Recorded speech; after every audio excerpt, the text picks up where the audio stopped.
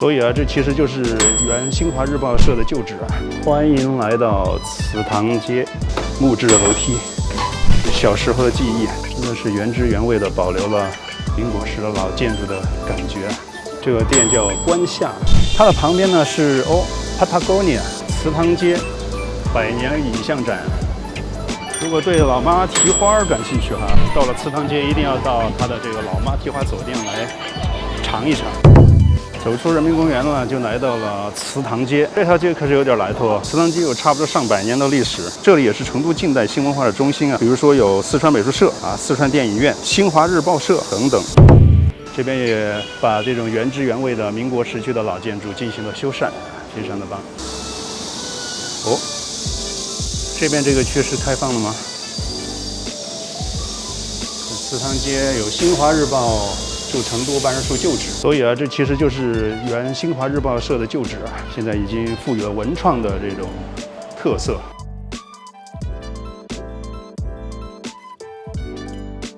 欢迎来到祠堂街，展览由此去。看一下，哇，这种木质的楼梯，小时候的记忆。看一下这个建筑。很有趣，真的是原汁原味的保留了民国时的老建筑的感觉。这小天井，坐在这里，如果在下着雨，看着这个雨，这个感觉就特别好了。这是原来的办公桌，现在走到了第3层，最高1层。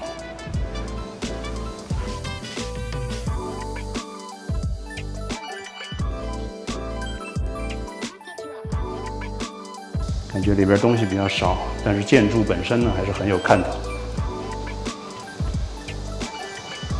很多的小门小路。对面这种建筑是什么建筑呢？我过去看一下。在沉重的历史建筑外面已经放上了这些现代的，应该是一个咖啡店哦 ，Manor 的一个咖啡车。这栋房子也是很漂亮，它是卖什么的呢 ？To Summer， 卖什么东西的？哇，这个院子真的特别好看，我特别喜欢这样的院子。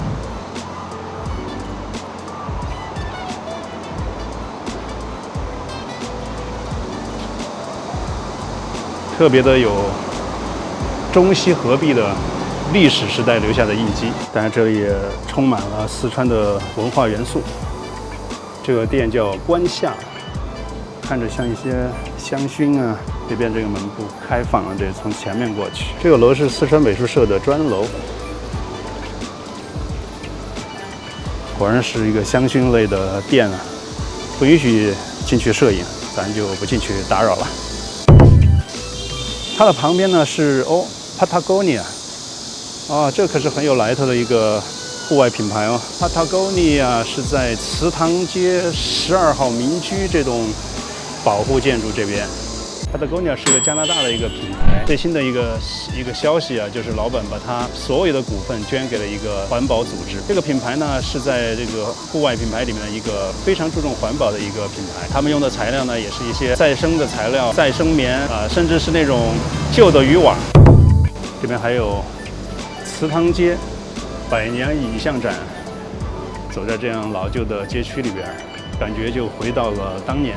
现在这个应该还没有正式开始吧，现在看起来人还不多，里边呢相对有一点点杂乱。这边有一些展览陈列，介绍了祠堂街这边的一些在历史上有名的一些故事。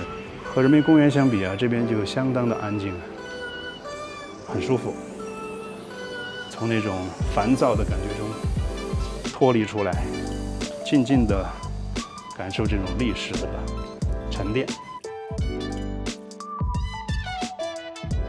这个街区感觉还有一部分正在修缮当中。当所有修缮好之后呢，会再过来看一下，应该会有更多惊喜的发现吧。铁匠是水街的鹅岛，在这边呢也做了一个鹅岛的精酿啤酒车。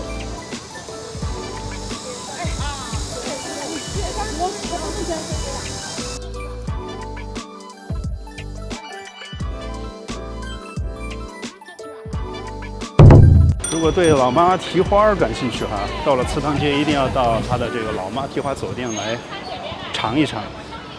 这边是一家接一家，这边有一家，那边还有一家，味道怎么样，仁者见仁啊。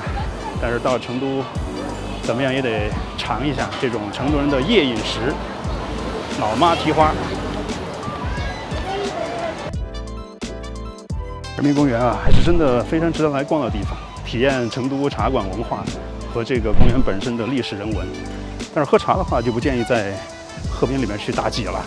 旁边那几家其他茶馆其实也非常不错。那么今天就到这里了，我们下回再见，拜拜。大家好，我是李哥，我现在呢正在都江堰